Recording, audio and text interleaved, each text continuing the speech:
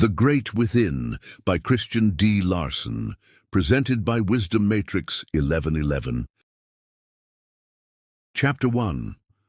The mind of man is conscious and subconscious, objective and subjective, external and internal.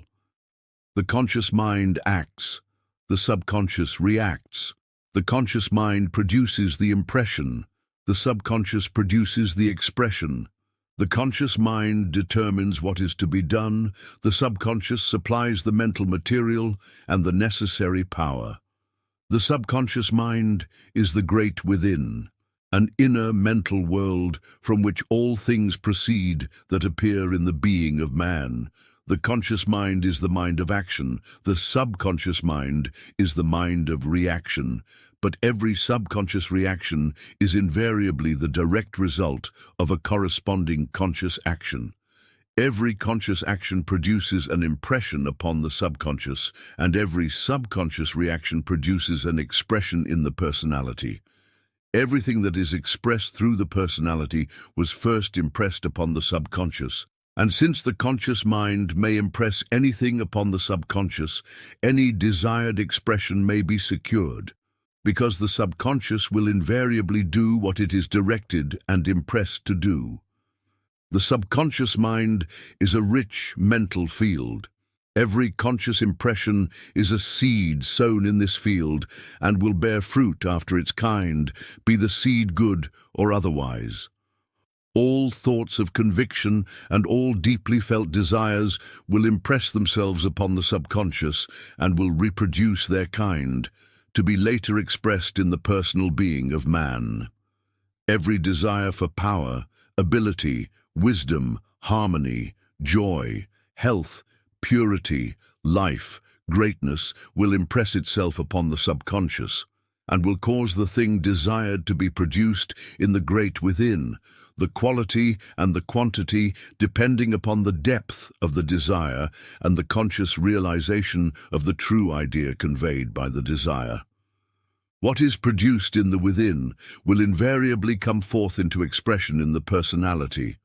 Therefore, by knowing how to impress the subconscious, man may give his personal self any quality desired and in any quantity desired. Personal power, physical health, mental brilliancy, remarkable ability, extraordinary talent, rare genius, these are attainments that the subconscious of every mind can readily produce and bring forth when properly directed and impressed. The subconscious mind obeys absolutely the desires of the conscious mind, and since the subconscious is limitless, it can do for man whatever he may desire to have done. What man may desire to become, that he can become, and the art of directing and impressing the subconscious is the secret. Unlimited possibilities do exist in the subconscious of every mind, and since these possibilities can all be developed, there is no end to the attainments and achievements of man. Nothing is impossible. The great within is limitless, the inexhaustible source of everything that may be required for the highest development and the greatest accomplishments in human life. And whatever we may direct the great within to produce, the same will invariably be produced. Chapter 2. To properly direct and impress the subconscious, the first essential is to realize that the subconscious mind is a finer mentality that permeates every fiber of the entire personality. Though the subconscious can be impressed most directly through the brain center, the volume of subconscious expression will increase in proportion to our conscious realization of subconscious life in every part of mind and body. To concentrate attention frequently upon the subconscious side of the entire personality will steadily awaken the great within. This will cause one to feel that a new and superior being is beginning to unfold. And with that feeling comes the conviction that unbounded power does exist in the deeper life of man. When the awakening of the subconscious is felt in every part of mind and body, one knows that anything may be attained and achieved. Doubts disappear absolutely, because to feel the limitless is to believe in the limitless. While impressing the subconscious, attention should be directed upon the inside of mind, and this is readily done while one thinks that the subconscious mentality permeates the personality, as water permeates a sponge. Think of the interior essence that permeates the exterior substance, and cause all mental actions to move toward the finer mental life that lives and moves and has its being within the interior mind. This will cause the conscious action to impress itself directly upon the subconscious, and a corresponding reaction or expression will invariably follow. While directing attention upon the subconscious, the idea that is to be impressed should be clearly discerned in mind, and an effort should be made to feel the soul of that idea. To mentally feel the soul of the idea will completely eliminate the mechanical tendency of mental action, and this is extremely important because no mechanical action of mind can impress the subconscious. Perfect faith in the process is indispensable, and to inwardly know that results will be secured is to cause failure to become impossible. The deeper and higher the attitude of faith while the subconscious is being impressed, the more deeply will the impression be made, and the deep impression not only enters the richest states of the subconscious, but always produces results. The attitude of faith takes the mind into the superior, the limitless, the soul of things, and this is precisely what is wanted. When the mind transcends the objective, it enters into the subjective. And to enter into the subjective is to impress one's ideas and desires directly, deeply, and completely upon the great within. Such impressions will invariably produce remarkable expressions, not only because they have entered more deeply into the subconscious, but also because every impression that is made in the attitude of faith is given superior quality, greater power, and higher worth.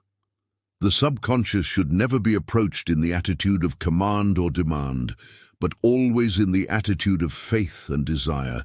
Never command the subconscious to do thus or so, but desire with a deep, strong desire that the subconscious do what you desire to have done, and animate that desire with the faith that it positively will be done. To combine a high faith with a strong desire while impressing the subconscious is the secret through which results may invariably be secured. The subconscious should never be forcefully aroused, but should be gradually awakened and developed through such actions of mind as are deep and strong, while perfectly serene. Deep thoughts on all important subjects, lofty aspirations on all occasions, and a constantly expanding consciousness will aid remarkably in awakening the great within. Whenever attention is directed upon the subconscious, an effort should be made to expand consciousness by picturing upon mind the expanding process. While the deeper feeling of thought is placing itself in touch with the universal, a strong, deep desire for greater things should be impressed upon the inner mentality, and a deep stillness should animate every action of mind. The inner side of mind should always be acted upon peacefully, though not with that peacefulness that has a tendency to produce inaction, but with that peacefulness that produces a high, strong action that continues to act in serenity and poise. To concentrate a strong, deeply felt, well-poised mental action upon the entire subconscious mentality a number of times every day will, in a remarkably short time, develop the great within to such an extent that the mind will inwardly know that unlimited power and innumerable possibilities have been placed at its command. And when this realization comes, the mind may go on to any attainment and any achievement. Failure will be simply impossible. When the development of the subconscious has been promoted to a degree, the conscious mind will instinctively feel that failure is impossible and will, consequently, leave results to the law. There will be no anxiety about results, because to feel the presence of subconscious action is to know that results must follow when the subconscious is properly directed and impressed. Perfect faith in the law that the subconscious will invariably do whatever it is impressed to do will eliminate anxiety completely. And this is extremely important because the subconscious mind cannot proceed to do what it has been impressed to do so long as there is anxiety in the conscious mind. Provide the proper conditions and the law will positively produce the desired results. And to inwardly know, this is the first essential in providing the proper conditions. The subconscious mind is somewhat similar to the phonograph. Under certain conditions, it can record anything, and under certain other conditions, it can reproduce everything that has been recorded. There is this difference, however. The subconscious not only reproduces exactly what has been recorded, but will also form, create, develop, and express what mind may desire when the impression is being made. That is, the subconscious not only reproduces the seed itself, but as many more seeds as the original seed desired to reproduce, and also the exact degree of improvement in quality that was latent in the desire of the original seed or impression. The subconscious not only reproduces the mental idea contained in the impression, but also every essential that may be required to fulfill the desire of that impression. Through this law, the subconscious can find the answer to any question or work out any problem when properly impressed with an exact idea of what is wanted. Chapter 3. The subconscious provides the essentials, but the conscious mind must apply those essentials before practical results may be secured. When the subconscious is directed to produce health, those mental actions will be expressed that can produce health in the body when combined with normal physical actions, and it is the conscious mind that must produce the normal physical actions. That is, common sense living. When the subconscious is directed to produce success, those elements, qualities and powers will be expressed in mind and body that can, if consciously applied, produce success. That the subconscious can do anything is absolutely true, but it is true in this sense that it can supply the power, the capacity, and the understanding to do anything. But the conscious mind must practically apply what the subconscious has brought forth into expression. The subconscious supplies the power and the mental elements, but these must be used by the conscious mind if the desired results are to be secured. Nothing comes ready-made from the subconscious, but it can give us the material from which we can make anything. The subconscious can give you the powers and qualities of genius, and if you apply practically and constantly those powers and qualities, you will become a genius. The subconscious can give you the life and the power that is necessary to remarkable talents, and if you use that life and power in the daily cultivation of your talents, those talents will become remarkable. The law is that the conscious mind must impress its desires upon the subconscious in order to secure the mental essentials that may be required to fulfill those desires, but the conscious mind must use those essentials before results can be secured.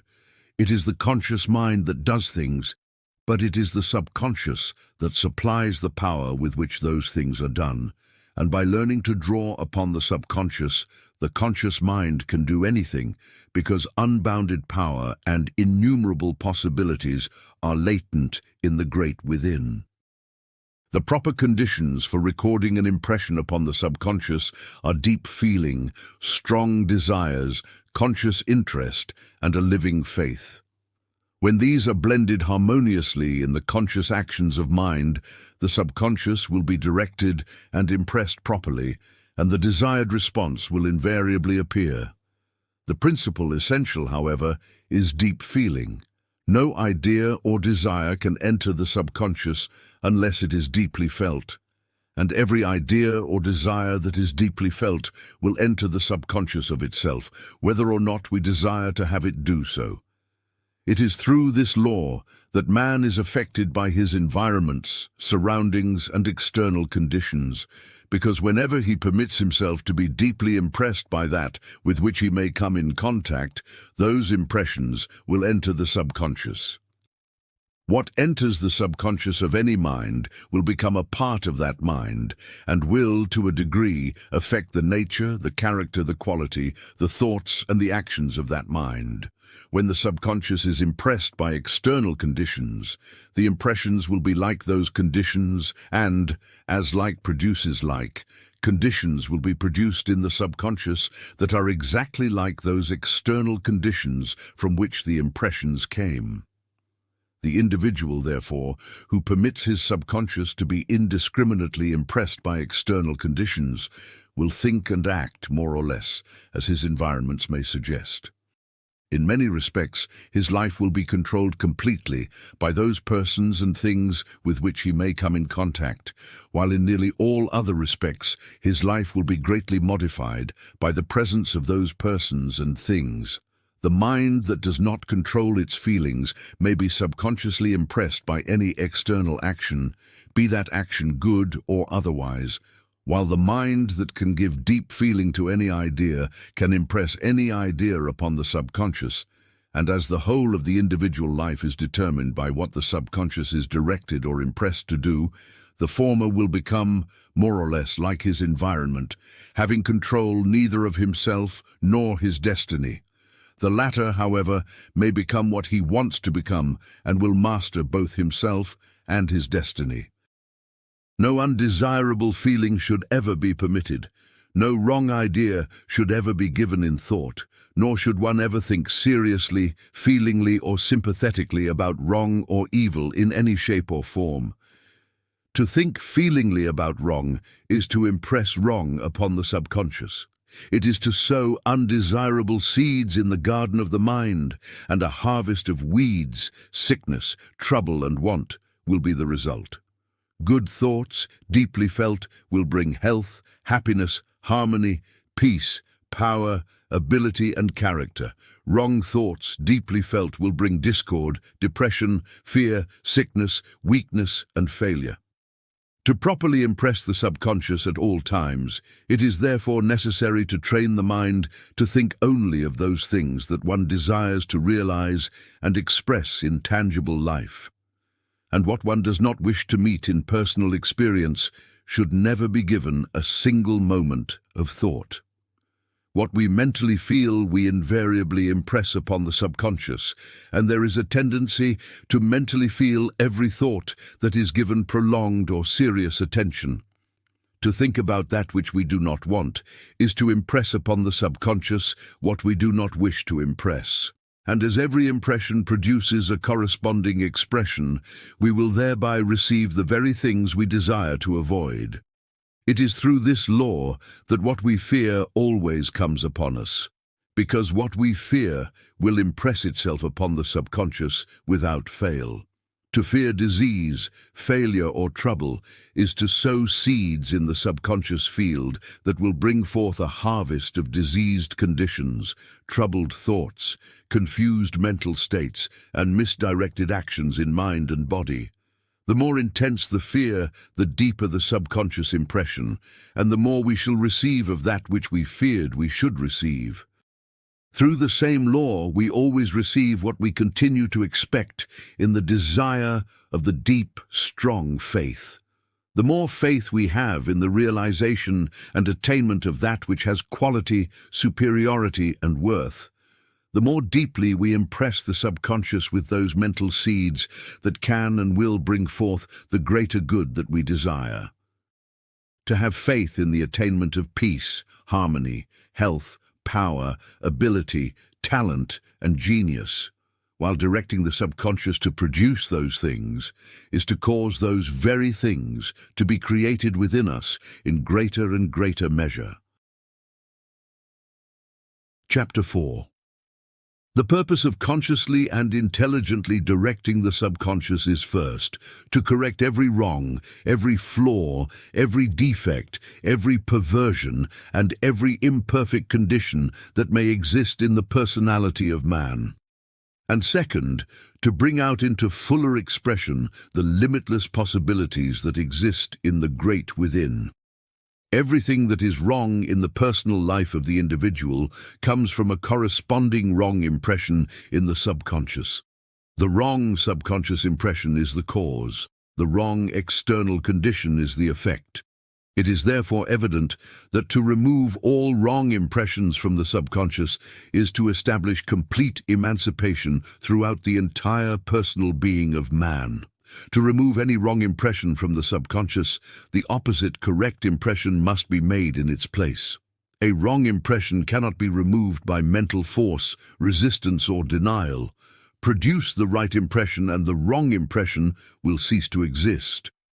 By training the mind to think only of that which is desired in actual realization and experience, and by deeply impressing all those thoughts and desires upon the subconscious, every undesirable impression will be removed. The cause of every flaw, defect, or perversion in the personal man will be removed, and in consequence, the flaws, defects, and perversions themselves will cease to exist. The entire subconscious field can be changed absolutely by constantly causing new and superior impressions to be formed in the great within. And every change that is brought about in the subconscious will produce a corresponding change in mind and body. There is nothing adverse in the mentality or the personality of man that cannot be corrected by causing the correct impression to be formed in the subconscious. All wrongs, flaws, or defects, whether they be hereditary or personally produced, can be removed completely through the intelligent direction of the subconscious. Every impression that is properly made in the subconscious mind will produce a corresponding expression in the personality. That is the law, and it cannot fail, but the impression must be properly made. The subconscious does not respond to mere commands, because it neither reasons nor discriminates. It does not obey what it is told to do, but what it is impressed to do. It is the idea that enters into the subconscious that determines subconscious action. But the idea must not simply be given to the subconscious, it must enter into the subconscious. The idea that predominates in mind while the subconscious is being directed is the idea that will be impressed. Therefore, negative desires will impress the subconscious to do the very opposite to what is desired by the desire. To direct the subconscious to remove sickness is to impress the idea of sickness, because the mind thinks principally of sickness at the time. In consequence, more sickness will be produced. It is not what the subconscious is directed to do, but the predominant thought that is conveyed through that direction that determines results. Therefore, the predominant thought must be identical with the final results desired. When health is desired, no thought whatever should be given to sickness. The subconscious should not be directed to remove sickness, but should be directed to produce health. The subconscious should always be directed to produce those qualities and conditions that are desired, but those conditions that are to be removed should never be mentioned in mind. Adverse conditions will disappear of themselves when true conditions are established, but the mind cannot impress, create, and establish the true while attention is being concentrated upon the adverse. To direct the subconscious not to do thus or so is to impress the subconscious to do that very thing. When you try to impress the subconscious with the idea that you do not wish to get sick anymore, you have sickness in mind, and it is the idea that you have in mind that you impress upon the subconscious. To remove sickness, forget sickness absolutely, and impress upon the subconscious the idea of health, and that idea alone. Desire health with all the power of mind and fill both sides of mentality, conscious and subconscious, so completely with that desire that every thought of sickness is forgotten. A denial will impress upon the subconscious the nature and the power of the very thing that is denied. Therefore, to deny evil or resist evil is to produce causes in mind that will, in the coming days, produce more evil. To try to deny away adverse conditions is to continue in perpetual mental warfare with those very things that mind is trying to destroy. Temporary states of seeming freedom in some parts of the system will be followed regularly with outbreaks of adversity in other parts, while the subconscious cause of undesirable conditions in mind or body will not be removed. So long as we continue to resist or deny evil, we will think about evil. And so long as we think about evil, evil will be impressed upon the subconscious. And whatever we impress upon the subconscious, that the subconscious will reproduce and bring forth into the personal life. When we have a great undertaking that we wish to promote and desire to secure as much added power, ability, and capacity as possible from the great within, the subconscious should not be directed to prevent failure. To think of failure is to impress the subconscious with the idea of failure, and detrimental conditions, conditions that will confuse the mind and produce failure, will be expressed. All thought of failure should be eliminated, and the subconscious should be deeply impressed to produce success. The subconscious will respond by bringing forth the power, the capacity, the ability, the understanding, and the determination that can and will produce success. Chapter 5. When properly directed, the subconscious mind can inspire the conscious mind to do the right thing at the right time, to take advantage of opportunities during the psychological moment, and to so deal with circumstances that all things will work together to promote the object in view. It is, therefore, evident that when the subconscious is trained to work in harmony with the objects and desires of the conscious mind, failure becomes impossible, and success in greater and greater measures may be secured by anyone. When trying to remove undesirable habits, tendencies, or desires, the mind should never think, "I shall not do this anymore," because through such a thought or statement, the habit in mind will be re-impressed upon the subconscious and will gain a deeper foothold in the system than it had before. The proper course to pursue is to forget completely what you desire to remove. Refuse to think of it. When tempted to think of the matter, turn attention upon the opposite qualities, desires, or tendencies. Should you fail to become sufficiently interested in those opposite desires to forget what you want to forget, look for the most interesting points of view connected with those desires. The mental effort employed in trying to find the most interesting point of view connected with those desires will cause the mind to become thoroughly interested in those desires and will, consequently, forget those things that should be forgotten. While the mind is being interested in those desires that you wish to cultivate, they should be impressed upon the subconscious with all the depth of feeling that can possibly be aroused. These impressions should be repeated a number of times every day, and the new desires will soon take root in the subconscious.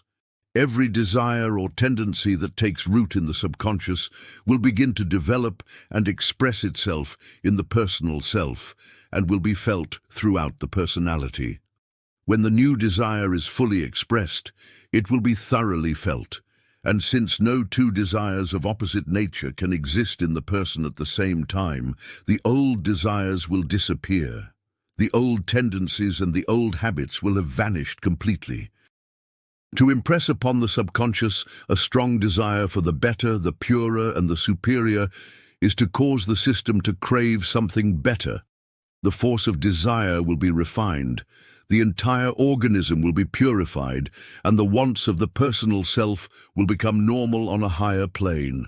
All kinds of undesirable habits may be removed by constantly impressing upon the subconscious the idea of pure desire, and all tendencies to anger, hatred, and similar states may be removed by causing the qualities of love, kindness, justice, and sympathy to be more fully developed in the great within.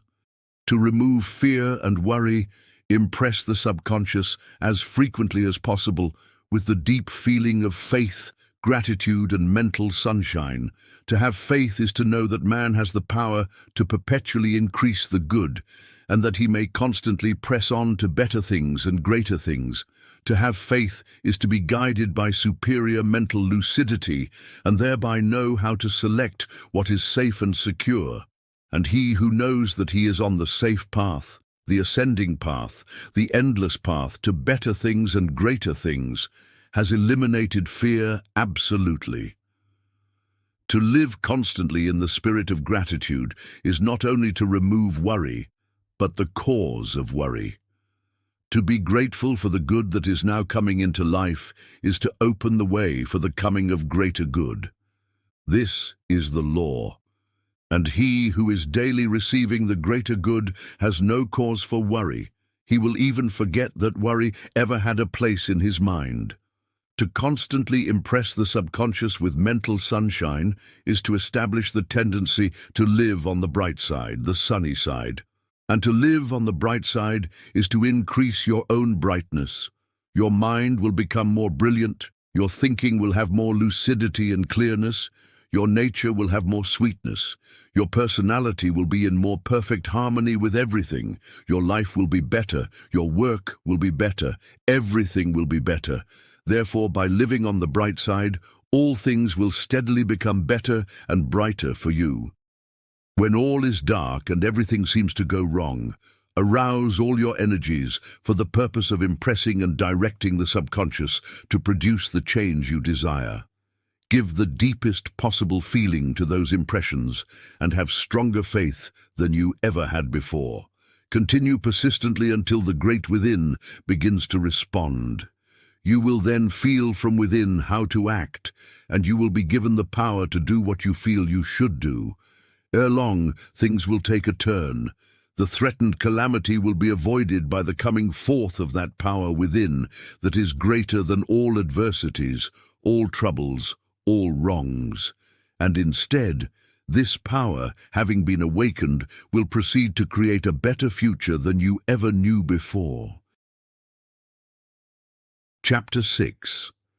While the subconscious is being impressed, no thought whatever should be given to limitation, and no comparisons should be made with other persons or previous attainments.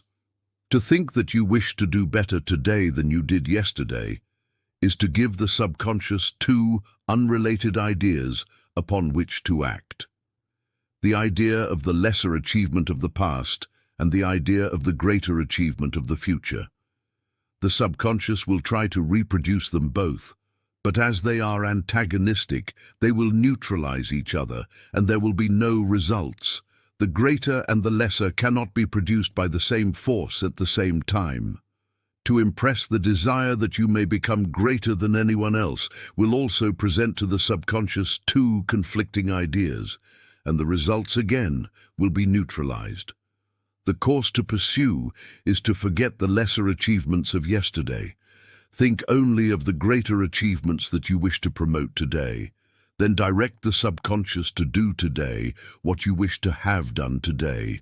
This will cause the great within to give all its power and attention to the one idea, the greater achievement of today, and the greater achievement will positively follow. Know what you desire to become. Resolve to become what you desire to become, whether others have reached those heights or not. Forget the lesser heights that others have reached and give your whole mind and soul to the greater heights that you have resolved to reach. You can become what you desire to become. The great within is limitless and can give you all the wisdom and all the power that you may require. Knowing this, direct the great within to bring forth what you may need to reach your lofty goal, and the same will be done. The subconscious never fails to do what it is properly directed to do. While impressing the subconscious, think of the perfect in regard to quality and the limitless in regard to quantity. Never specify any exact amount nor any special degree. Always desire the limitless and the perfect. Desire nothing less. And animate consciousness with a strong desire to expand constantly during the process, so that the highest quality and the greatest quantity possible may be realized. Desire the fullest possible expression in the great eternal now. Realize that your own inherent powers and capabilities are limitless, and impress that idea upon the subconscious. Give no thought whatever to the lesser attainments in your own life or in the lives of others, but keep your mental eye single upon what you wish to become, knowing that you can become what you wish to become because there are no limitations in the great within. When the subconscious begins to respond, a distinct sensation is frequently felt of some interior power working through you. This means that greater power from within is being awakened, and the outer mind should give full right of way so that a complete expression may be secured. That is, the conscious mind should become quiet, serene, and thoroughly receptive, and should forget the personal self for the time. When the personal self is forgotten and the greater interior self is given full possession of both the mentality and the personality, it is then that one's greatest work is done. It is then that real ability, real talent, and real genius can appear in tangible life and action. When the musician forgets herself, there is something in her music that awakens the very depths of the soul, and you are lifted to a fairer world than you ever knew before. When the artist forgets himself, his pictures are given immortal life, and every touch reveals a universe of indescribable beauty. When the orator forgets himself, he speaks as one having authority, and you inwardly feel that every word is true. When the practical man of affairs forgets himself, he is given a power that is irresistible, and the obstacles that are encountered in the way disappear as if they never had the slightest existence. It is such people that do great things in the world. It is such people who live in the human heart after ages have passed away, and their secret is this: the greatness within them was awakened and was permitted to give full expression to its rare and superior power. When you feel this higher power mysteriously moving within the greater depths of mind and soul, you know what is taking place. Be calm and give the superior self the right of way. At first, this power may feel as if it were distinct from yourself, but it is not. It is your own superior power, the coming forth of your own limitless power, the very power that you have for some time been directing the subconscious to produce. And when you feel that it is your own, it is placed in your full conscious possession and will do whatever you may desire or direct. To inwardly feel that the entire within is your own is extremely important, because the more completely the conscious mind is united with the power of the subconscious, the more perfectly can the conscious mind impress the subconscious, and the more thoroughly can the greater power of the subconscious express itself in external, tangible action. When you are about to do something that demands the best that is within you, impress the subconscious for higher power, then wait a few moments for this power to appear, and when it does appear, let the outer self obey. The great within has come forth to do your work, and no power in existence can do it better. To enter into full conscious possession of the higher power from within, and to give full right of way to this power, is to give your objective talents and faculties the greatest power and the best power at your command. Chapter 7.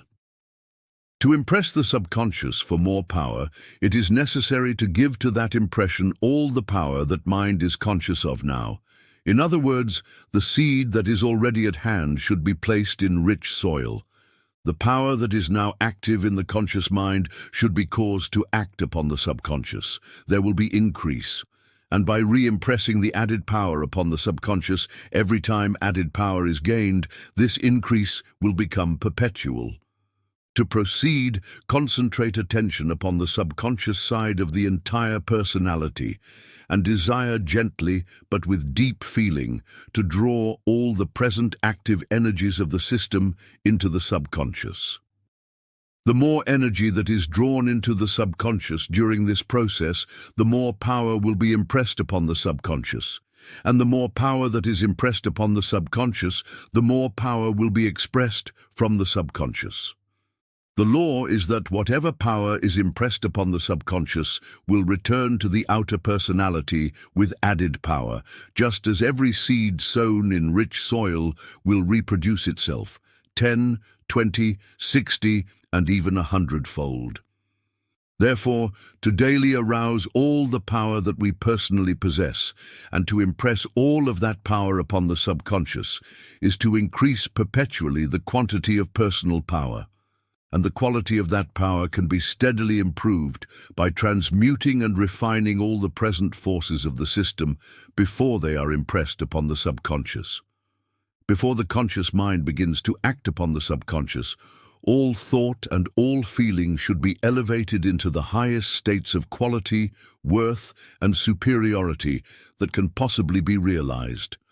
This will cause the impression to be superior, and a superior impression will produce a superior expression.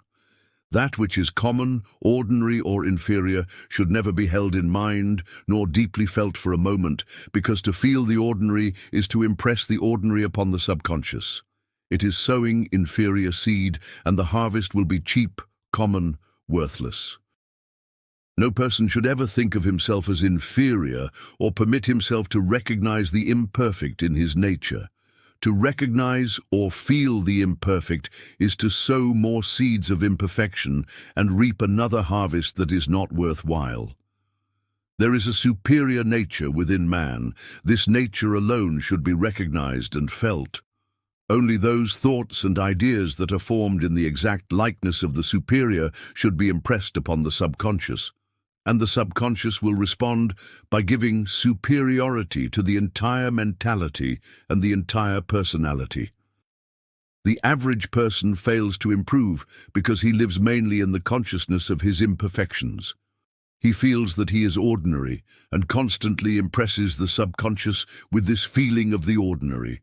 The subconscious naturally responds by producing the ordinary, both in mind and body. That person, however, who lives in the ideal, who thinks constantly of the greater worth that is within him, and who tries to feel and realize his superior nature, will give quality to every impression that may enter the subconscious. And according to the law of action and reaction, will steadily develop greater quality and worth throughout his entire nature.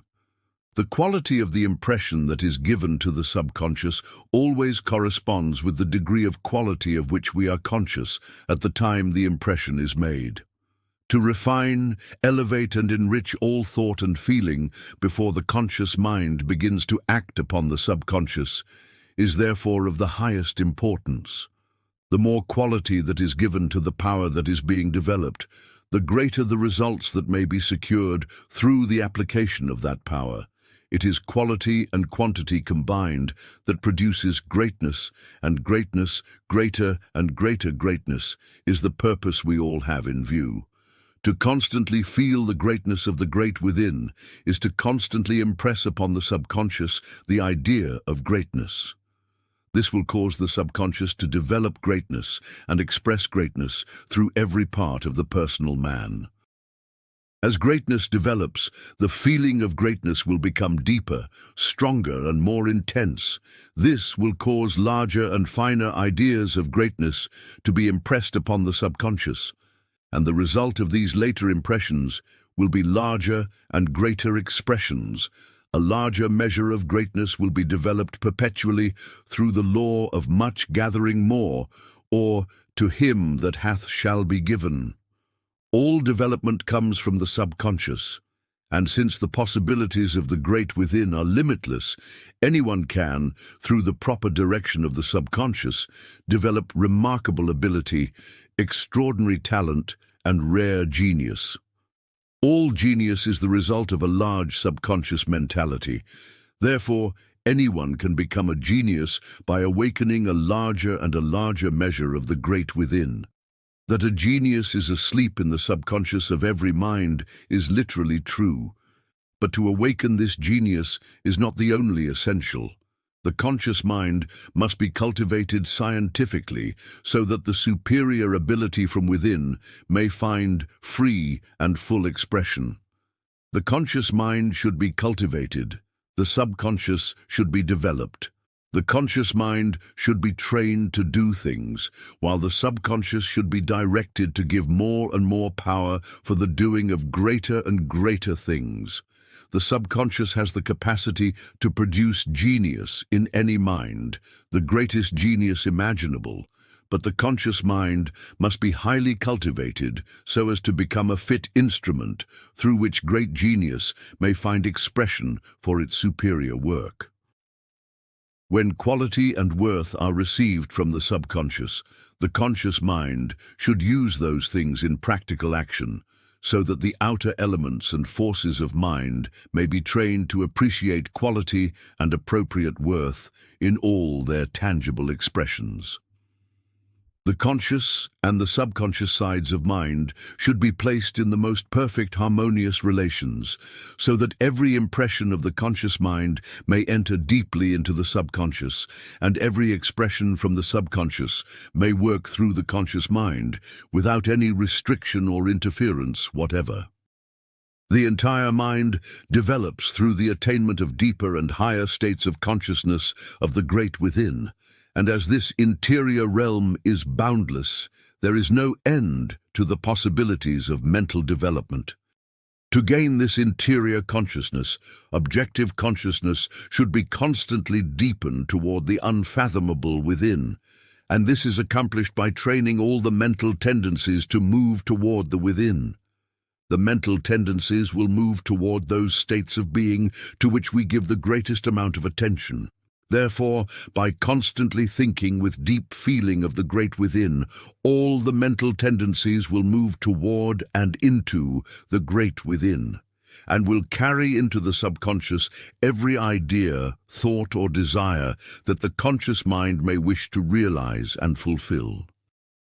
When all the mental tendencies move into the subconscious and all thought is given feeling, worth, and quality, the subconscious will constantly be impressed with superior ideas, which means a constant expression of superior life, superior ability, and superior power. The more deeply the tendencies of mind enter the subconscious, the more of the great within will be awakened, and whatever is awakened in the within will invariably come forth into the personal man. It is therefore evident that when we cease to live on the surface of personal life, we shall constantly improve that surface.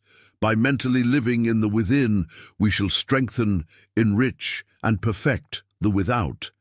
That is, we improve external effects by going more deeply into the subconscious and increasing the quality and the power of internal causes. The person who actually enters the deeper life to live will not ignore the body. Those who simply dream of inner states of life may neglect the body, but those who thoroughly develop the greater inner life will become able to give the body the best that can be secured, and they will enjoy physical existence infinitely more than those who simply live on the surface. It is the truth that whatever we awaken and develop in the great within will invariably come forth into tangible, personal expression. Chapter 8. Each person is no more and no less than what has been given to him by his subconscious mind. And as the subconscious is prepared to give as much as anyone may desire, the statement that we all may become whatsoever we may wish to become is therefore absolutely true. But what the subconscious is to give to any person depends largely upon the movement of his mental tendencies. All the creative energies of the system follow the tendencies of the mind. Therefore, when all the mental tendencies move toward the subconscious, all the surplus energy that is generated in the system will enter the subconscious. And the more energy that enters the subconscious, the more of the subconscious will be awakened and developed. The larger the field that is placed under cultivation, the greater the harvest. Every mental tendency that is trained to enter the subconscious will cause a corresponding tendency to be permanently expressed. Therefore, by causing all the worthy tendencies to move toward the subconscious will respond by expressing through the personality the tendencies to be just, true, honest, virtuous, kind, sympathetic, sweet-tempered, cheerful, fearless, faithful, persevering, industrious, in brief, everything that goes to make a strong and worthy personality. By a simple system of subconscious training, anyone can build up the strongest and most beautiful character imaginable, and in a reasonable time make it a permanent part of himself. A lack of character is due wholly to the fact that the subconscious has been improperly impressed. Misleading tendencies have been formed, and let it be remembered that nothing can tempt man to go wrong except the perverse tendencies that are expressed from his own subconscious mind. Every weak place in mind or character is caused by a subconscious tendency that is going wrong. Such tendencies may have been inherited, many of them are, but they can all be corrected by daily directing the subconscious to produce the opposite quality. To think with conviction that human nature is weak is to impress upon the subconscious the idea of weakness, and the subconscious will respond by producing a tendency to weakness. Therefore, he who thinks he is weak will cause his nature to continue to be weak. We are weak or strong according to what we direct the subconscious to produce in us. To realize that the great within contains the power to make the personality as strong as we may wish it to be, and to impress upon the subconscious a strong desire for that power, is to direct the subconscious to make us strong. And whatever we direct the subconscious to do, the same will invariably be done. There is no reason whatever why any person should continue to have a weak body, a weak character, or a weak mind. Anything in the being of man can be made strong if the subconscious is properly directed to bring forth the greater life and the greater power. When the great within is awakened, we have the powerful personality, the giant mind, the irresistible character, and the great soul. The natural result is a great life, a life that is too strong to be tempted, too strong to be swayed or disturbed by adversity, too strong to be turned from the path to its lofty goal. Such a life will not only live a life that is life, but will be an endless inspiration to the race. And such a life is waiting in the great within of every soul. Chapter 9. The great within is the source of all inspirations, all real music, all permanent art, all poetry with soul, all rich thought, all ideas of genuine worth, all invention, all discovery, all science, and the truth that is absolute. Everything that has worth, be it in a small degree or in a very great degree, comes directly from the richness of the subconscious.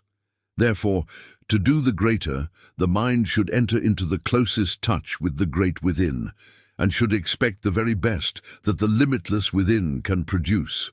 When in need of ideas, plans, methods, ways, and means, call upon the subconscious. The call will not be in vain.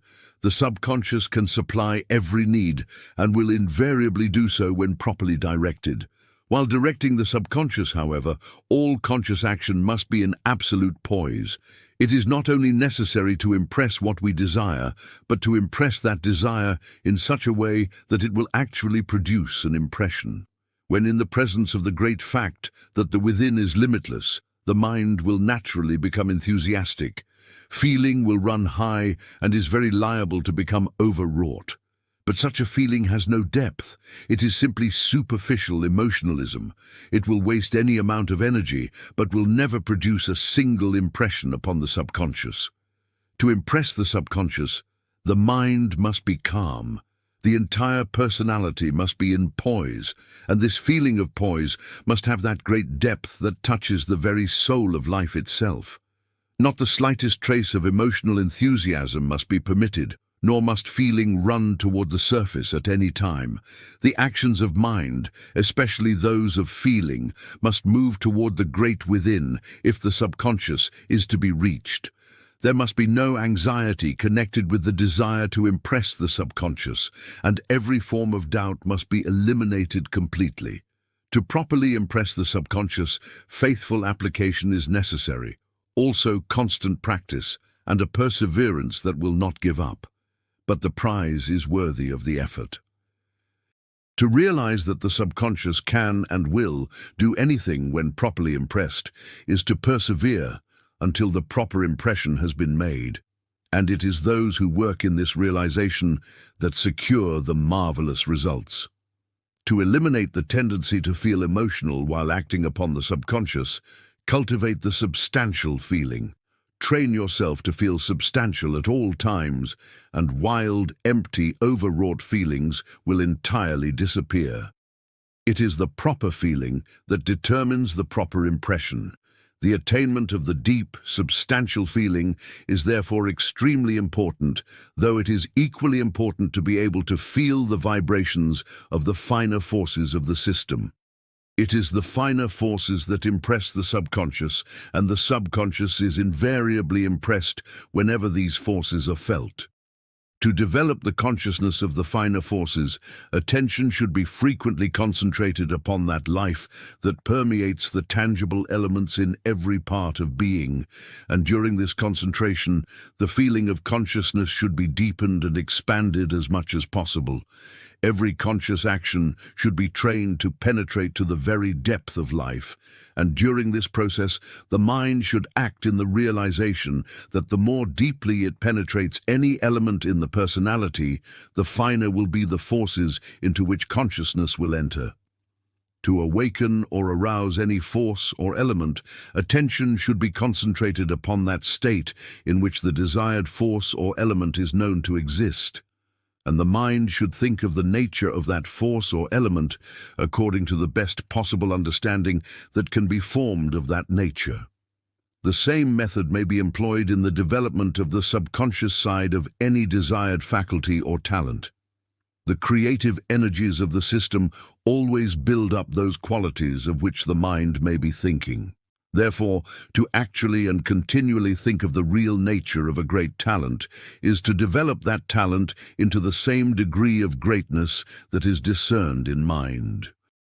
The power of this method in the development of ability, talent, and genius is practically unlimited, because the mind is capable of discerning higher and higher degrees of greatness, and the subconscious is capable of providing creative energies of as high a state of fineness and power as may be required. To secure the best results from any method through which the great within is to be unfolded and expressed, it is extremely important to use properly the conscious and the subconscious factors of mind at the various stages of the process. While impressing the subconscious, the conscious mind should be strong, firm, positive, and highly active, but should become perfectly quiet and receptive while expecting a response from the subconscious. Harmony, serenity, and poise are indispensable states both when the impression is being made and when the expression is expected. The right use of the will is of extraordinary importance, and neither time nor effort should be spared in establishing this right use, because where the will is misapplied, the subconscious expressions are interfered with to such an extent that results are completely neutralized. While the subconscious is being impressed, the will should act firmly and directly upon that consciousness that is felt in the subconscious. But when the subconscious is expected to respond, the will should be relaxed into a state of complete inaction. It is not the purpose of the will to control the outer person by acting directly upon the outer person. The will controls the outer person by causing the subconscious to produce in the outer person whatever may be desired. But when the subconscious begins to express what the will has desired and directed, the will must, for the time being, cease to act. The true function of the will is to act upon the finer states of consciousness, that is, the subconscious states, those states that are felt in the deeper life of the personality or the mentality. And while in such action, to impress upon the subconscious those causes that can produce the desired effects. When these causes have been impressed and the time has come for the expected results, the will must withdraw so that the personality may become sufficiently receptive to give the subconscious response the fullest and freest possible expression. The subconscious expression will come of itself at the time designated if the impression has been properly made. But every attempt of the will to help draw forth that expression will interfere with results. When the desired subconscious expression fails to appear at the time designated, the impression has either not been properly made or the subconscious response is being prevented by too much active will force, anxiety, or objective commotion. The subconscious cannot express itself or do what it is directed to do unless the outer mentality and personality are in poise. But perfect poise is not possible so long as willpower is applied upon the external side of mind or body. Train the will to act upon the subconscious, and the subconscious only, and this is readily accomplished by always turning attention upon the subconscious whenever the will is being employed. When acting upon the objective, the will only interferes with normal functions and can accomplish absolutely nothing. To move a muscle, the will must act upon the subconscious life that permeates that muscle. Should it act upon the muscle itself, the muscle would become rigid and muscular motion be made impossible. No one can do anything by objectively willing to do it. He can do what he wants to do only by causing the will to act upon that part of the subconscious that can do what he wants to have done. This law is absolute in all human actions, be they physical or metaphysical, intellectual or emotional, mental or spiritual. To train the will to act only upon the subconscious will increase the power of the conscious mind to impress the subconscious. The conscious action will not be divided, acting partly upon the objective and partly upon the subjective, but will give its power and attention absolutely to the idea that is being subconsciously impressed. When the will acts only upon the subconscious, there will be no will force in the outer mind or body to disturb the normal functions of the systems. And when the entire system is normal, the subconscious can readily do whatever it may be directed to do. The conscious mind should employ the will solely for the purpose of impressing and directing the subconscious, but should give the subconscious unrestricted freedom to take full possession of the personality when expressions from within are expected to appear. Those who hesitate to give the subconscious expressions full right of way should remember that to move a muscle, the subconscious must take full possession of that muscle, and to think, the subconscious must exercise complete control of the mental faculty, and also that the subconscious will only do what it is directed to do. Though the personality must be controlled completely by the subconscious must be directed in all its actions by the conscious mind. Therefore, the wide-awake self continues to be the master. Chapter 10. The subconscious has the power to work out any problem and find the exact answer to any question at the time designated by the conscious mind. In fact, no problem is ever worked out by the conscious mind alone. The subconscious gives the real secret in every instance, though it is the conscious mind that makes the practical application. To secure the direct and the fullest assistance from the subconscious when there are problems to solve, form a clear, distinct idea of what you wish to know and impress that idea upon the subconscious with a deep, strong desire for the information required. Have perfect faith in the faith that you will receive the answer, and you will. When you have something special to do at some near future time, that requires more power and mental brilliancy than you usually possess. Direct the subconscious to give you the added power and intelligence at the exact time. The subconscious is exact as to time and will produce, at the time desired, as much power and intelligence as you felt you needed for the special work when the impression was made. To simply impress upon the subconscious a desire for more power is not sufficient. The impression must contain a clear idea of how much power is required and what the added power is expected to do.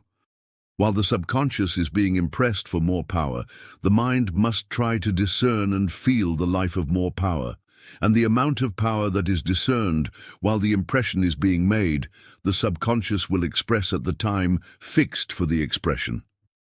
Whenever an impression is made upon the subconscious, The conscious mind should try to gain the very highest and the very largest conception possible of the idea that is being impressed. And the more clearly the conscious mind discerns the largeness, the worth, and the superiority of that idea, the larger, the worthier, and the more superior will be the corresponding expression brought forth from the within. When the conscious mind can see clearly the amount of power and mental brilliancy required for the special future action and impresses that idea upon the subconscious with the deepest and the strongest desire for its realization, the impression thus made will call for the exact amount of power and intelligence required, and whatever the impression calls for, the subconscious will supply. The law is this, that the subconscious will respond with the exact quality and the exact quantity that you were conscious of, or that you can mentally discern and feel at the time the impression is being made. It is, therefore, extremely important to elevate the conscious mind into the largest and the most superior states of thought and feeling possible before an effort is made to impress the subconscious. In fact, this is the real secret in directing the subconscious to express a larger quantity and a higher quality than we ever received in tangible life before, to live constantly in the deep interior feeling of greater power, greater intelligence, greater personal worth, and greater mental brilliancy is to constantly call upon the subconscious to produce these things in larger and larger measure. And the subconscious will invariably do whatever it is called upon to do. Though we should not live in the future in the sense that the mind dwells wholly in the thought of the future, nevertheless, we should always plan ahead. Place your future plans in the hands of the subconscious. Impress upon the subconscious what you wish to have done tomorrow, next week, next month, or even next year. Then direct the great within to work out the best plans and the best methods possible, and to give your faculties the understanding and the power to carry out those plans to the most successful termination. When there is something upon which you cannot decide, inform the subconscious that a definite decision is desired at such and such a time. Impress clearly and deeply the facts on all sides concerned, and know that the great within can give the desired decision at the time stated. When this time comes, you will receive your answer through the feeling of a strong, irresistible desire to take one particular course, and that alone. While the answer is being expected, no anxiety should be felt, even though the last minute should arrive before anything definite appears. The mind that continues in serenity and faith will receive the right answer before it is too late. But the anxious mind will, through the confusion produced by the anxiety, prevent the subconscious from giving expression to the desired information. When two antagonistic decisions appear at the time fixed, the subconscious expression has not been given full right of way. One of these decisions will be of the conscious mind, who judges according to appearances.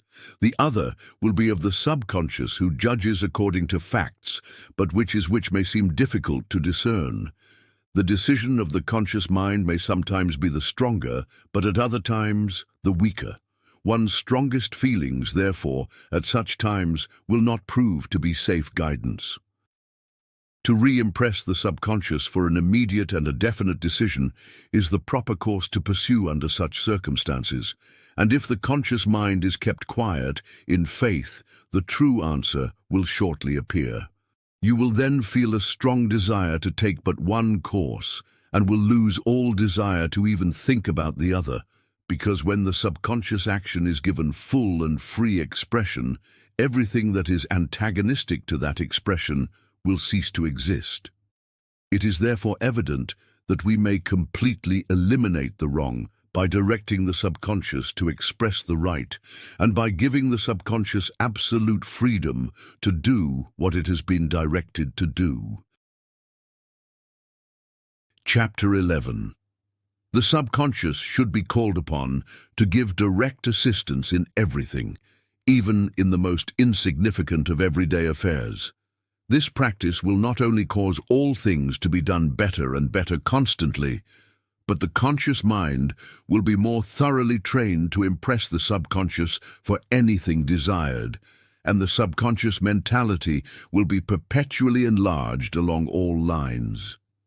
To enlarge the subconscious mentality in every phase of interior action is to awaken a larger measure of the great within, and the more of the within that is awakened, the greater will man become. For these reasons, the subconscious should be called upon for superior aid before anything, even the least, is undertaken. Everything that is worth doing should be done better than before, and the subconscious can provide the power. Impressions of this nature should be made a few hours in advance, or, when possible, a few days in advance. Though the subconscious can respond upon a moment's notice, its superior power should therefore be sought upon every occasion. In the commercial world, no one should ever attempt to decide upon important transactions before directing the subconscious to inspire the mind with the highest insight, the keenest judgment, and the broadest understanding.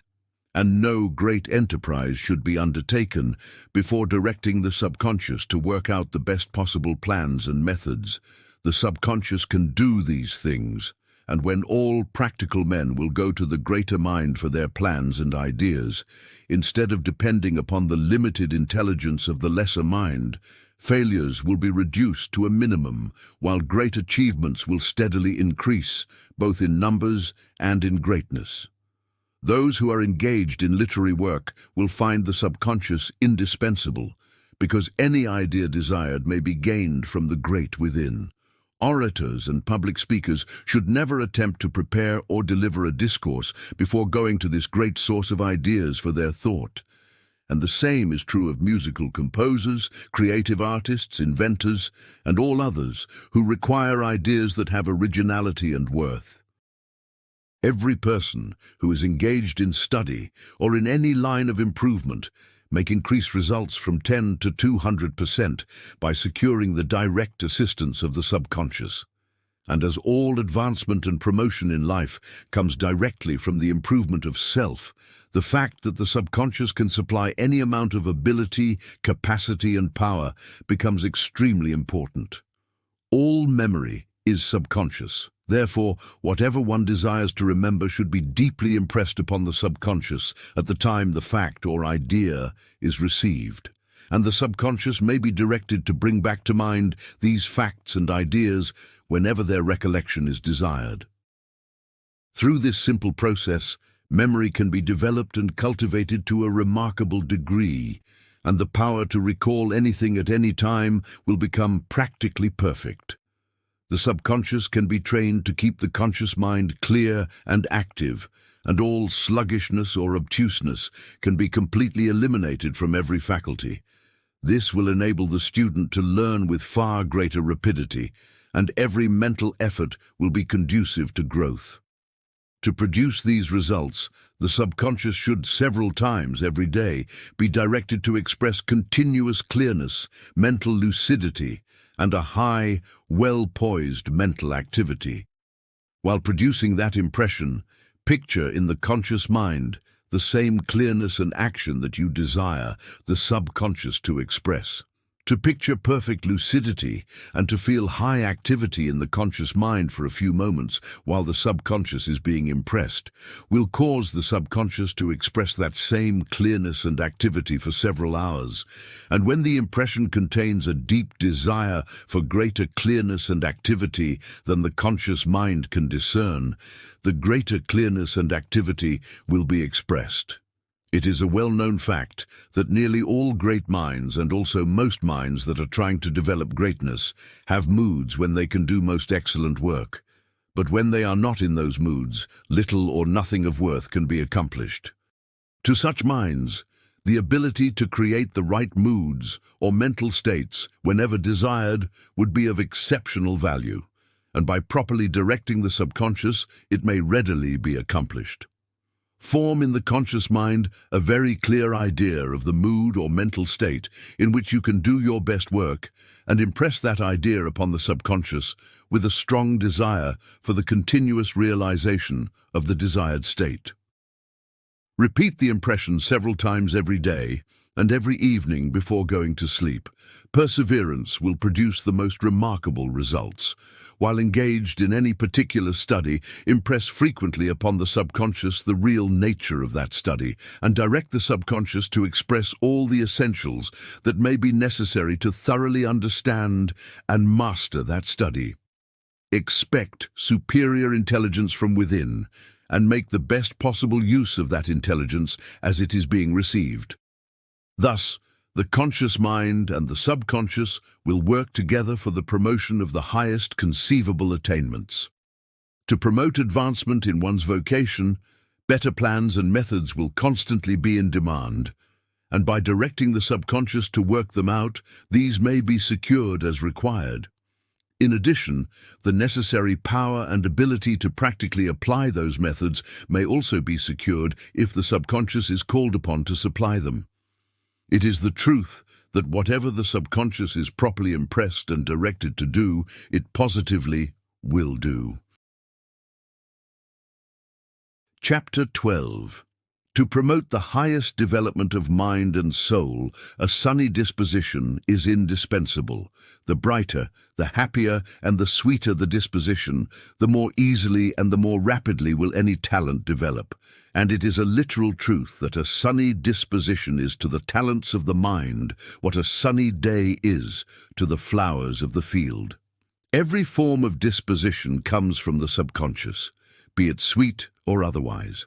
But the undesirable may be removed completely, and the sweetest and brightest disposition imaginable be permanently established by daily impressing upon the subconscious your most perfect idea of a sweet and wholesome nature. As the sweetness of human nature develops, all undesirable feelings and dispositions will disappear. No thought, therefore, should be given to the elimination of perverse characteristics, but the whole of attention should be concentrated upon the development of the wholesome, the sweet, and the beautiful. When there is a tendency to feel out of sorts, turn attention upon the finer side of your nature, the subconscious, and think deeply, strongly, and feelingly of joy, brightness, kindness, amiableness, cheerfulness, sweetness, and loveliness. Try to enter into the very life of those states and feel that your entire nature is being recreated in the image and likeness of all that is sweet and beautiful. To permit yourself to feel surly whenever there is a tendency to feel that way is to impress the subconscious with such a state of mind. And the subconscious will respond by giving your nature a stronger tendency to feel surly and out of sorts at the least provocation. The first indication of ill feeling in any shape or form should be counteracted at once by immediately directing the subconscious to give expression to the sweet, the wholesome, and the beautiful. It is not only the privilege of every mind to attain greatness, but no mind is doing justice to self that is not doing its utmost to develop greatness. And since a sunny disposition is absolutely necessary to the steady development of ability, talent, and genius, neither time nor effort should be spared in recreating the subconscious so completely that every part of its vast domain is permeated through and through with the highest order of human sweetness and mental sunshine. To recreate the subconscious mentality in the likeness of higher ideals, every impression given to the subconscious should have soul. It is the conscious realization of soul that gives quality, worth, and superiority to everything that appears in human life. The reason being that the soul is superiority, and that everything gains superiority that comes in conscious touch with the soul. To feel soul is to feel the life of real worth. And to impress that feeling upon the subconscious will cause the subconscious to give real worth to every part of the personality. The subconscious should be directed daily to give worth and superiority to the entire being of man, and this it positively can do.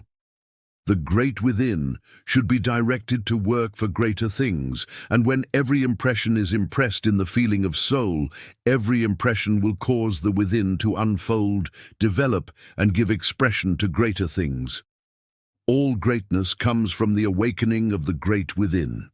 To awaken the great within is to feel greatness, and to be filled with the power that is greatness, the power that will invariably produce greatness. Ability, talent, and genius of the highest order must inevitably follow the development of the great within. Likewise, the strong mind, the invincible character, and the beautiful soul. Every faculty increases in power, capacity, and quality as its subconscious side is being developed, and this subconscious side may be developed by concentrating attention upon the interior, finer essence of that faculty, while the most perfect idea or conception of that faculty is held in the mind. The development of the subconscious side of the entire personality will increase the drawing power of the personality, the power that attracts, both directly and indirectly, whatever the mind may desire. This power is the result of subconscious action, and therefore increases, both in volume and in natural attraction, as greater measure of the within is awakened. There are many personalities that are strong, but that do not attract, while there are many others that lack in power, but that are very attractive in proportion to the power they do possess. The cause of the former condition is an awakened subconscious life that does not receive free and orderly expression. The cause of the latter condition is a limited subconscious life that is not disturbed nor hindered in its expression. To steadily increase subconscious action and give that action a well-poised expression will cause the personality to become practically irresistible in its power of attraction. The drawing power of the subconscious lies in its ability not only to give extraordinary power to the personality, but also to produce ideas that draw, plans that draw, methods that draw, and systems that draw. It is not only ideas, but the way those ideas are arranged that determines results. And it is not only high-class work, but the way that work is presented that determines the measure of success. The best ideas may be ignored completely by the world, and the best work may have to be abandoned through the lack of appreciation, and the subconscious life that is expressed through those ideas or efforts is at fault. Direct the subconscious not only to give you the best ideas, the best plans, and the best methods, but also direct the subconscious to give the proper expression to those ideas and methods. When the proper expression is made, the attention of the world will be attracted, your ideas will be understood, the real worth of your work will be appreciated, and your efforts will be in constant demand. The subconscious can work out the best ideas and create the best expression of those ideas. It can give the power and the ability to do greater things, and can give your work that mysterious something that will attract both the attention and the appreciation of the world. The subconscious in every mind should therefore be directed to do these things, because no person is just to himself who does not make the best use of everything that exists in his nature. The subconscious, when so directed, will give a natural drawing power to all the finer thought currents. These, in turn, will convey the same qualities to every part of the mentality and the personality. This will cause everything that man is and everything that he does to be stamped with that something that attracts attention and commands appreciation. His desires will consequently become irresistible. The desires of such a mind will have the power to create their own way to their own goal, no matter how lofty that goal may be.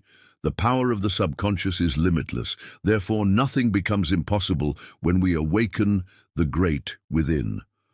All desires should be made subconscious, and when those desires are constantly expressed with the deepest feeling and the strongest desire that can possibly be aroused, you will positively receive what you want. If it fails to come through one channel, it will come through another. But come it will, because the subconscious has the power to do whatever it is directed to do. To subconsciously desire something is to make yourself strong enough and able enough to command, create, or attract that something. Make your desires subconscious, and the subconscious will make you worthy of what you desire. The subconscious desire will awaken the same quality and worth in yourself that already exists in that which you desire, and, as like does attract like, you will invariably get what you desire when you become equal to what you desire. The subconscious desire for abundance will develop in yourself the power to earn and create abundance. It will increase your earning capacity or will, both directly and indirectly, change your personality so that you will be naturally drawn into environments and associations where you can make the best possible use of that increase of capacity. The subconscious, being limitless, can work out ideas and plans that you can use in your present position in furthering your desire for the better position. The subconscious, if directed, will find a way, especially so if the desire is very deep and very strong, and you will also receive the power and the ability to do whatever that way may demand. It is therefore evident that whatever a person's conditions or circumstances may be today, the subconscious can and will open the door to something better, providing there is a strong subconscious desire for something better. Chapter 13.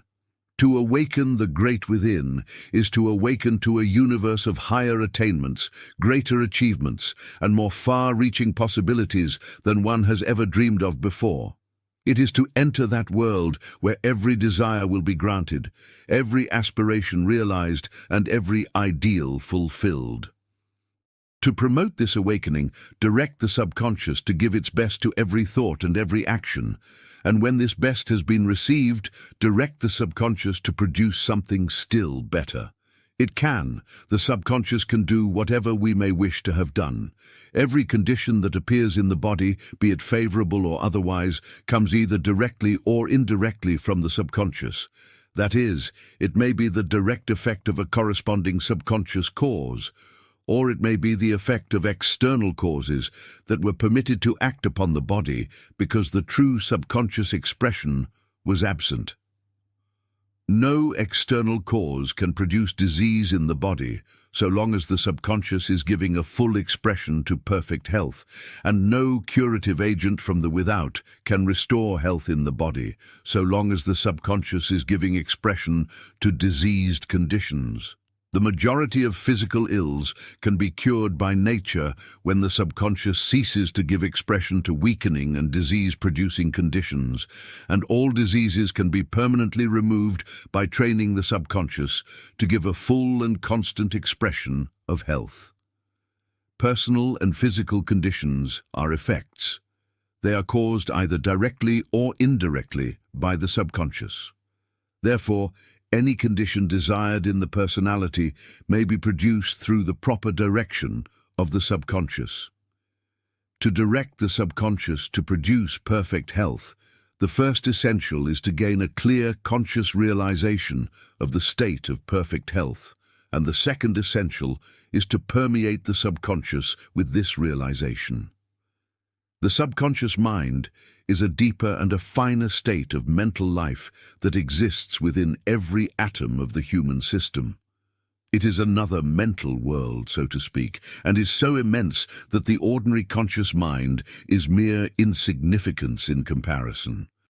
But it obeys perfectly the directions of the conscious mind, and having limitless power in every part of the body, can readily banish any disease when properly directed to do so.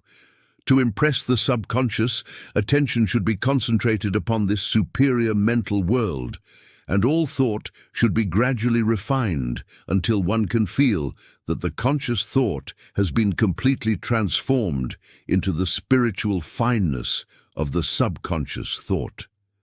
The subconscious may be reached most directly by concentrating upon the brain center, though attention must not be fixed upon the physical brain, but upon that finer mental life that permeates the physical brain. All general directions given to the subconscious should be given through the brain center, but for the curing of physical ailments, attention should be concentrated upon the subconscious mentality that permeates the organ, muscle, or nerve where the ailment is located. To impress the conscious realization of health upon the subconscious life of any part of the body will cause the subconscious to bring forth into that part of the body the same condition of health which the conscious mind realized while the impression was being made. It is therefore necessary to attain the very highest possible conscious understanding of the real state of perfect health before the subconscious is directed to produce health. No thought of disease should form in mind while the subconscious is being impressed with perfect health. Neither should one think of the body. To think of the body is to form mental conceptions of the way physical conditions now feel. And if these conditions are undesirable impressions will enter the subconscious, to be followed by the formation of more undesirable conditions in the near future. The imperfection of physical conditions should never enter mind at any time, because such conditions are liable to be deeply felt, and whatever is deeply felt will be impressed upon the subconscious, whether we so wish or no. Neither should there be any desire to remove or overcome that which may seem undesirable. To desire to remove the wrong is to deeply think about the wrong, because all desires tend to deepen the actions of thought, and to deeply think about the wrong is to impress the wrong upon the subconscious. It is sowing weeds in the fields of the mind, and the harvest will be accordingly. All thought should be animated with the consciousness of that perfection in health and wholeness that we desire to realize in expression, and all feeling should be trained to feel the health, the life, and the harmony that the subconscious is being directed to produce.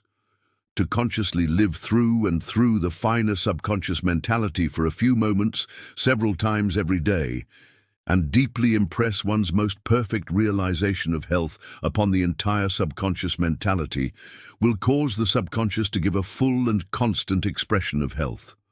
The result will be perpetual health, without a moment of any form of sickness at any time, and if the conscious mind will seek to daily impress upon the subconscious a more and more perfect realization of absolute health, the subconscious will steadily improve the quality of the health that is being expressed. To eliminate a local ailment, the subconscious mentality that permeates that part of the body should be impressed with the conscious feeling of the health that is desired. Concentrate upon the finer mental life in that part of the body where the adverse condition appears, and feel the reality of perfect health. Do not concentrate upon the physical organ, nor even think of the physical organ, but enter mentally into the interior subconscious life of that organ, and while in that state, feel the spirit of perfect health with all the depth of mind and soul. What you feel while in that state, you impress upon the subconscious, and the subconscious will cause perfect health to be expressed through every atom of that organ. To eliminate a chronic ailment, impress perfect health upon the subconscious as a whole, while concentrating upon the subconscious mentality within the brain center. Also concentrate frequently upon the subconscious side of the entire personality, feeling the state of perfect health in the subconscious life of every part of the system. If certain parts of the body are specially affected, impress those parts in the same way as for a local ailment, though local attention should be given not so much to those parts of the body that feel the effects of the ailment as to those parts where the adverse condition has its origin. Before impressing the subconscious, the entire system should be made as calm and peaceful as possible, and the principal directions should be given to the subconscious immediately before going to sleep. The most important of all, however, is to live, think, and act in the absolute faith that the subconscious can and will do whatever it is directed to do. Chapter 14. During the waking state, the conscious ego acts directly upon the conscious or wide-awake mind, while during sleep it acts entirely in the subconscious. When we go to sleep, all the principal thoughts, desires, intentions, tendencies, feelings, and ideas that have formed during the day are taken into the subconscious, unless we eliminate the undesirable mental material before we permit sleep to take place. Every thought, desire, or idea that is taken into the subconscious as mind falls asleep will be impressed upon the subconscious and will cause corresponding expressions to be brought forth into the personality. To eliminate all undesirable thoughts and feelings from mind before going to sleep is therefore extremely important. Before going to sleep, the conscious mind should be thoroughly cleansed from everything that one does not care to reproduce or perpetuate. And the subconscious should be given definite directions as to what should be developed, reproduced, and expressed. The hours of sleep may be employed in the development of anything we may have in view, because whatever we impress upon mind when we go to sleep will enter the subconscious and will cause the within to give expression to those effects that we desire to secure in the without. Before going to sleep, the subconscious should be given full directions as to what is to be done in the near future, and the exact time for each particular action should be specified as far as possible. In the meantime, the subconscious will work out the best plans, methods, and ideas, and provide the added understanding, insight, and power required to apply those plans in the most effective manner.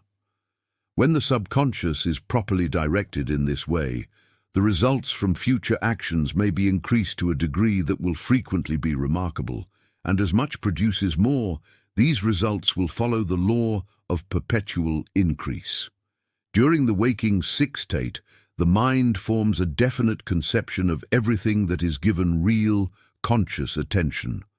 These conceptions individualize themselves into ideas, and as mind goes to sleep, all those ideas are taken into the subconscious. Therefore, what the subconscious is given to work out and develop during sleep will depend upon what we think about during the day, and what we give the subconscious to develop and express will determine what character, mentality, and personality are to be. The subconscious makes us what we are in every respect, but what the subconscious is to make will depend upon what our thoughts, feelings, and desires may direct.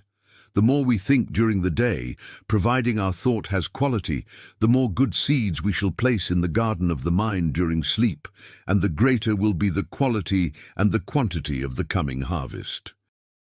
The stronger our desires for wisdom, power, attainments, and achievements during the waking state, the more thoroughly will the subconscious work for those things during sleep. The subconscious can provide all the essentials required for the highest attainments and greatest achievements, and will do so if directed.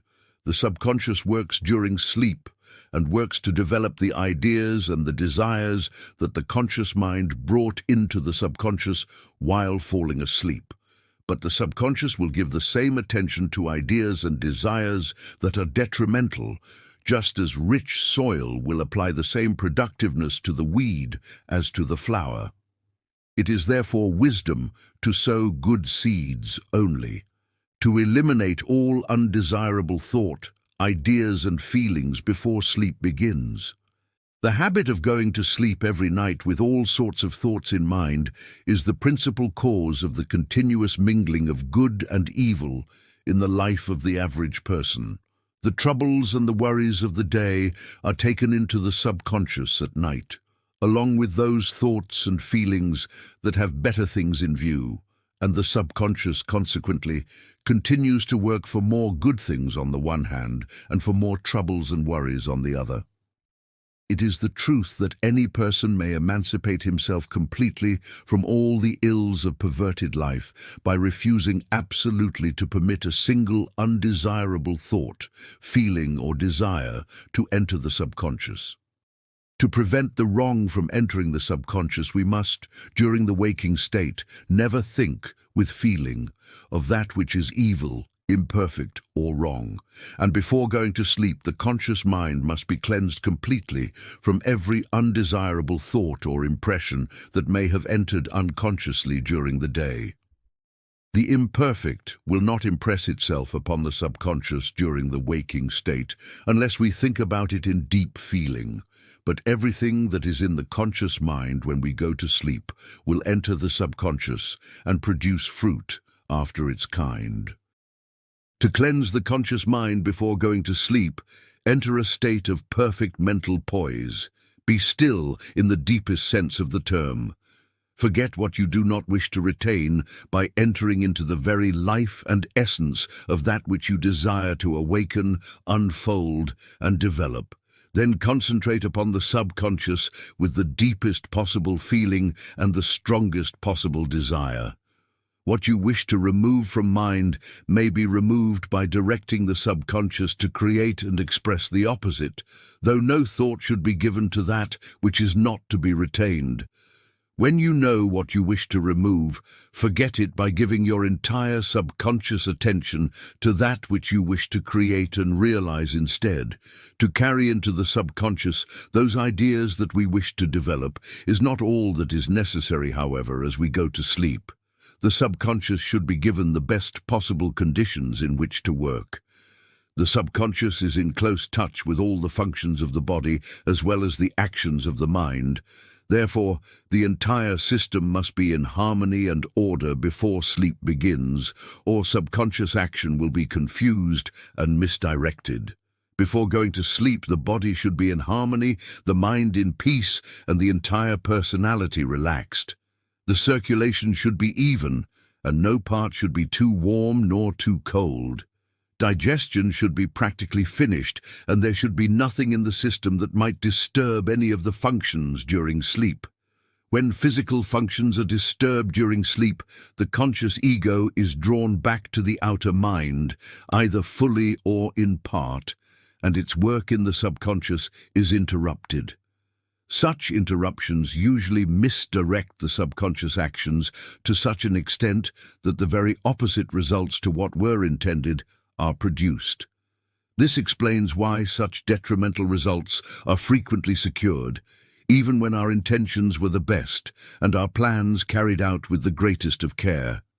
It also proves that the entire system must be kept in order if every action, conscious or subconscious, is to produce the results desired. Chapter 15. When the conscious ego, which is you yourself, enters the subconscious during sleep, there are two objects in view.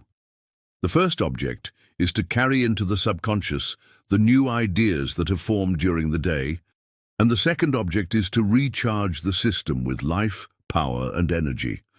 The subconscious supplies the life and the energy that is required to perpetuate the existence of the mentality and the personality. But to receive this energy, the conscious ego must enter the subconscious and should remain there uninterruptedly for 6 or 7 hours out of every 24 to secure the full measure of power. When sleep is interrupted, the personality does not receive as much life as may be required to keep the system in the fullest and most perfect action. Personal efforts will, therefore, become inferior. When all the conditions are provided for properly recuperating and recharging the system during sleep, and the subconscious is directed to steadily increase the supply of power, the personality will become stronger and more vigorous from year to year. Instead of going down to weakness and age, the personality will go on to greater strength, greater capacity, greater ability, and greater power the longer you live. To go to sleep properly is to wake up feeling refreshed, but to go to sleep with all sorts of impressions in the mind and all sorts of conditions in the body is to wake up feeling stupid and depressed. To enter the subconscious with adverse impressions is to return to consciousness with similar conditions. Like causes always produce like effects. To aid the mind in purifying itself before going to sleep, attention should be concentrated upon the purest purity and the highest worth that can possibly be imagined. And to place the entire system in a state of peace, concentrate the thought of peace upon the brain center while gently drawing all the finer forces of mind toward that center. To think, with feeling, of the finer forces of mind during this process will produce immediate results.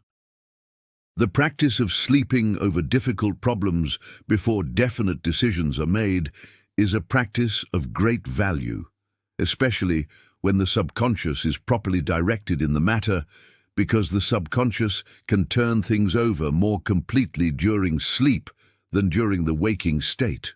To secure the best results, hold clearly and serenely in mind the elements involved in the problem, just as you are going to sleep, and desire deeply, but without anxiety, to receive the correct answer upon awakening. The higher and the clearer the conception that is formed of the problem during the waking state, the more readily can the subconscious work it out during sleep. The same is true in the various ideas that are formed during the day and that are taken into the great within either at sleep or during waking states of deep feeling. It is therefore extremely important to form the highest possible conception of everything that we think of during the day, and whatever attracts our attention should be considered from the very highest point of view. Live in the upper story of mind and give soul to all your thought. You will thereby form ideas with real quality and worth. And as those ideas are taken into the subconscious during sleep, they will cause greater quality and worth to be developed in you. No person can afford to take a commonplace view of anything, nor to indulge in cheap thinking at any time. To do so is to place inferior seeds in the garden of the mind. There are days when the average person feels as if he amounted to practically nothing. His personality lacks energy, and his mind is dull, stupid, and confused. Cheap, superficial thinking a day or two before is the cause. Give inferior ideas to the subconscious, and the subconscious will, in the near future, not only cause you to feel incompetent and inferior, but your mind will temporarily be placed in a state where it actually becomes incompetent and inferior. To produce worthy ideas, it is not necessary to always continue in profound or serious states of mind.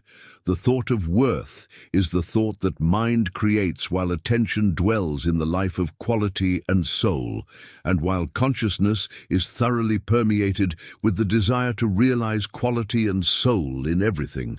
Such thinking can be taken into all thought and all life, even into every pleasure.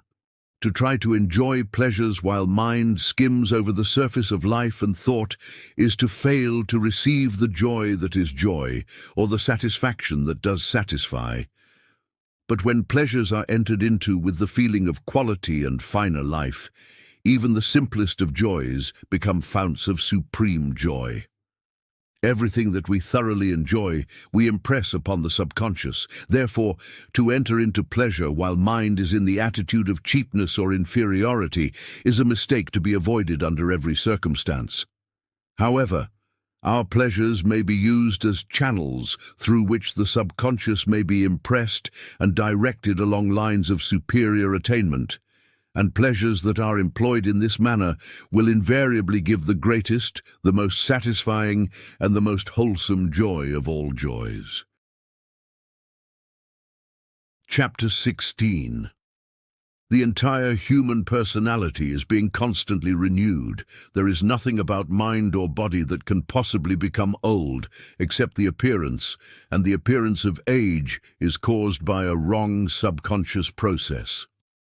The process of perpetual renewal is carried on by the subconscious, but it is what the conscious mind gives to the subconscious that determines both the quality and the appearance of the personality. To constantly give the subconscious better ideas, better desires, better thoughts, and better mental states is to cause the improvement of character, mentality, and personality to become perpetual. To provide better material for the subconscious, the conscious mind, before going to sleep, should eliminate everything but those ideas, thoughts, and desires that have quality and worth. And every effort should be made during the waking state to form the most superior ideas possible on every subject with which the mind may come in contact. Never go to sleep discouraged, nor with the thought of failure in mind.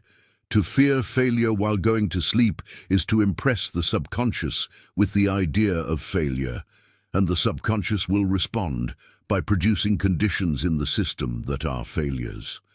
The system will, consequently, fail to be its best, and will lose ground more and more until real failure takes place. To go to sleep discouraged, disappointed, worried, or depressed is to impress the subconscious with weakening tendencies. These will cause the subconscious to express conditions of weakness in every faculty and in every part of mind or body. The tendency downward in any career originates invariably in depressed subconscious states, the majority of which are taken into the subconscious as the mind goes to sleep. Every tendency upward and onward toward higher attainments and greater achievements originates in constructive subconscious states, and it is possible for anyone to produce such states at will. By going to sleep with strong, clear ideas of health, harmony, power, advancement, and success clearly held in mind, the causes of those things will be formed in the subconscious, and the effects will invariably appear in external life. Your health will at once begin to improve. More power will appear in mind and body, capacity will increase, all your talents and faculties will be filled with the spirit of success and will consequently do far better work than ever before. To continue for weeks and months, the practice of giving superior ideas of all kinds to the subconscious upon going to sleep will cause the character, the mentality, and the personality to improve to such an extent that, in comparison with your former self, you will actually become a superior being. When the subconscious is given something special to do every night, sleep will become more restful. The subconscious always works during sleep, but will work more orderly when given something definite to do. After the subconscious has been properly directed, no anxiety should be felt as to results. Perfect faith in the law, with that quiet assurance that knows, will give the law the proper conditions through which the desired results can be produced. When we go to sleep in states of discord, the mental material becomes confused and incoherent mental formations are produced. These are sometimes remembered as disagreeable dreams. All such formations are produced by confusion among the subconscious creative energies and indicate that the true state of sleep was not entered completely. Also, that the subconscious was not properly impressed the night before. Orderly and coherent dreams may indicate what tendencies are at work in the subconscious and whether desirable or undesirable conditions are being formed, because a dream is always a partial memory of what is taking place in the subconscious. By noting this fact, undesirable conditions may be counteracted and removed before they advance sufficiently to produce tangible results. An undesirable dream should always be counteracted at once by impressing the opposite desirable conditions and qualities upon the subconscious. Tendencies, however, that are indicated in good dreams should be given added power. This can be done by directing the subconscious to work more thoroughly for the promotion of the greater good at hand. Every good dream is a prophecy. That is, it indicates what the subconscious can do, what it is ready to do, or what it is about to do along certain lines, and this prophecy can be made to come true by directing the subconscious to proceed along those lines with greater power and determination than ever before. These directions should be given to the subconscious as frequently as possible during the waking state, as well as before going to sleep. Every desirable indication among the greater interior life forces, whether it be discovered through dreams or intuition, should be taken advantage of at once, and all the forces of mind should be concentrated upon the goal that the vision has placed within reach. A successful termination will invariably be the result. The dream will come true, the prophecy will be fulfilled, the ideal will be realized.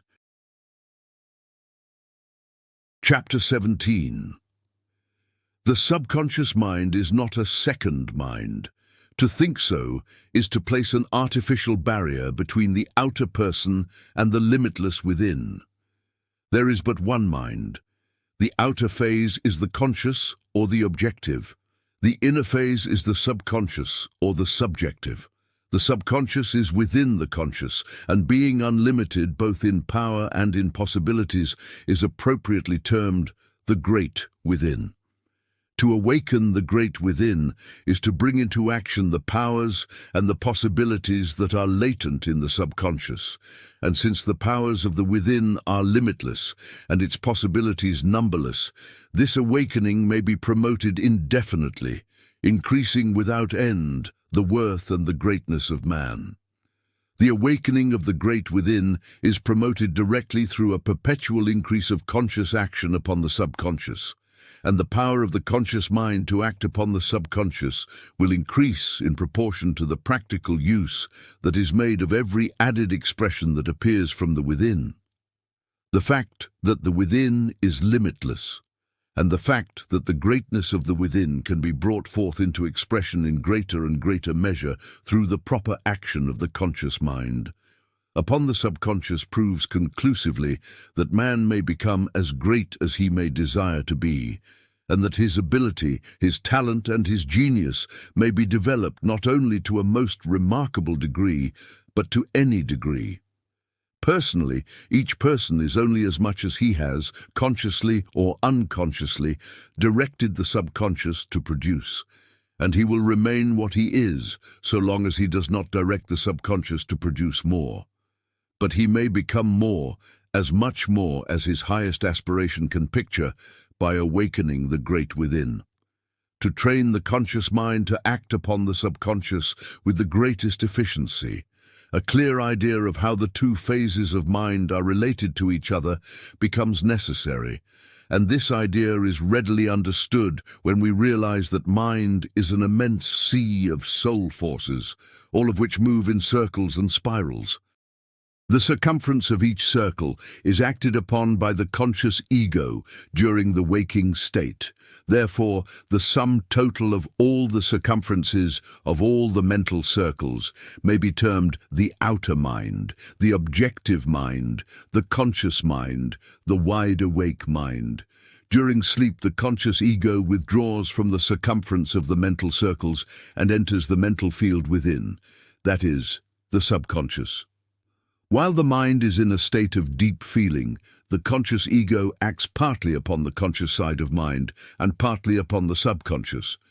It is possible, therefore, while in that state, to impress upon the subconscious what we think or feel in the conscious.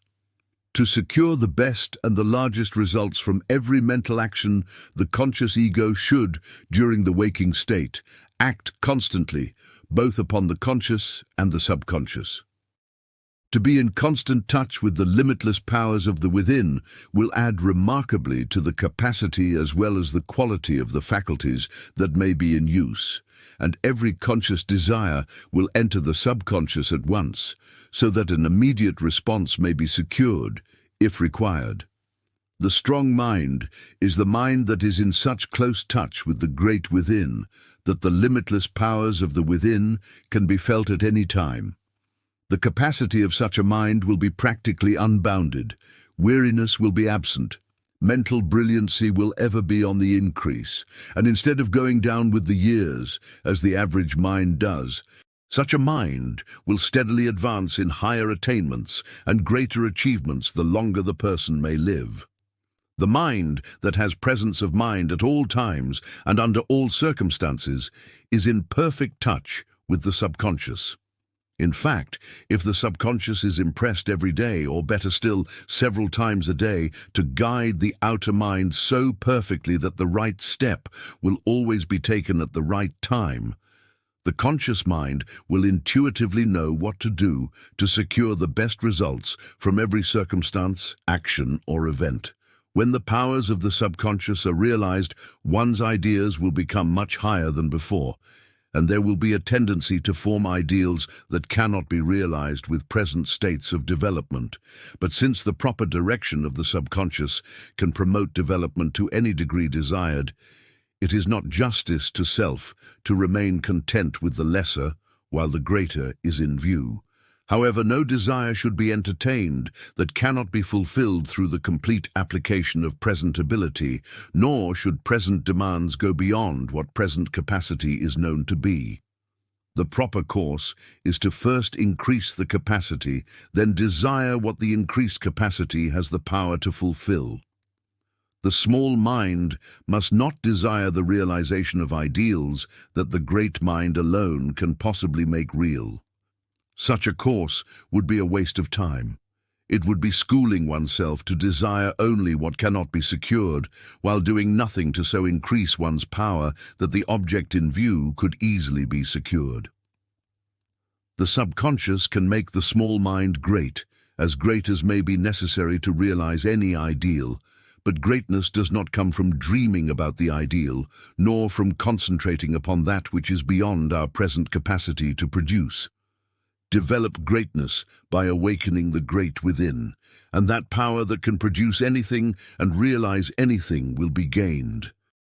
Development is gradual and does not simply consist in the unfoldment of added power and capacity, but also in the full tangible use of that power and capacity. To proceed orderly toward greatness, direct the subconscious to express what may be necessary to take the next step forward. Concentrate all the forces of mind upon that step, and do not scatter mind over realms and spheres that are beyond that step. Do now what you are doing now, and be satisfied to realize what can be realized now. Proceed with the second step in the same way, and likewise with the innumerable steps that are to follow. This is true progress. It is concentrating the whole of attention upon the present advancement, and there is no other advancement. To move forward, we must advance in the present, and in the present only. To move forward now is the purpose, and he who continues to move forward now will reach any goal he may have in view. The subconscious should therefore be directed to turn all its superior powers upon the present forward movement, and should be daily impressed to desire, not the ideals of the distant future, but the ideals that can be realized today. This forward movement, however, should not be confined to any one phase of existence. All things in the physical, the metaphysical, and the spiritual nature of man should be developed simultaneously and perpetually.